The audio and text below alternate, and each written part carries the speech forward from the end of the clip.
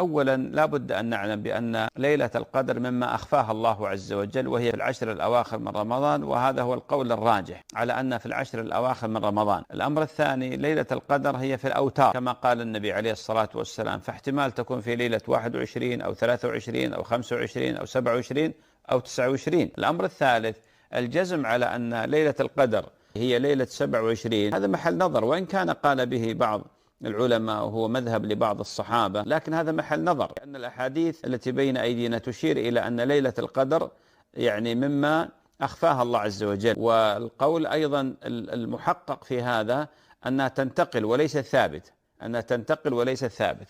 فيأتي الشخص فيصنع جدول لهذه الليلة دون بقية الليالي مثلا، لا شك بأنه خصص ليلة لم يرد الشرع بتخصيصها. المسألة الأخرى بالنسبة لهذا الفعل، هل فعله النبي عليه الصلاة والسلام؟ هل فعله الصحابة؟ لا، وإنما النبي عليه الصلاة والسلام كان إذا دخل العشر شد مئزره وأحيا ليله وأيقظ أهله، فما خصص ليلة 27 ولا ليلة 21، وإنما العشر الأخير من رمضان كان يجتهد فيها ما لا يجتهد في العشرين الأول من رمضان.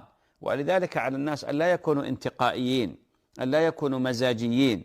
يعني بعض الناس الآن يجي ليلة 27 فقط يكون مفرط ومتساهل ومتكاسل ويعتقد جزما أن هذه ليلة القدر. يعني أين الدليل؟ من الذي أخبرك؟ من الذي قال لك؟